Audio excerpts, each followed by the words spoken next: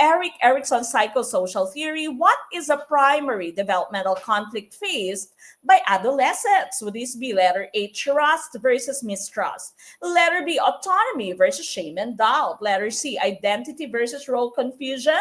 Or letter D, intimacy versus isolation? Na choice po natin dito, of course, tama po kayo. It would be letter C, identity versus role confusion, di ba? So, we are still trying to develop our identity as teens, no? As teenagers.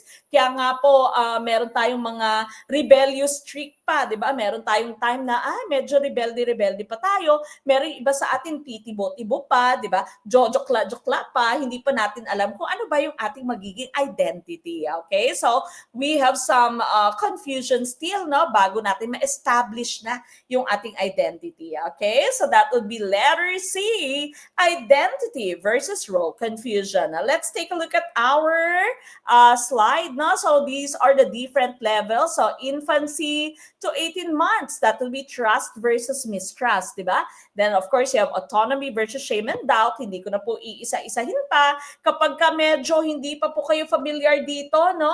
Hanapin niyo po yung ating video on this. Meron po tayong mga videos dito sa ating YouTube channel. Napakarami po ng videos natin sa ating YouTube channel. Meron po tayong concept-based video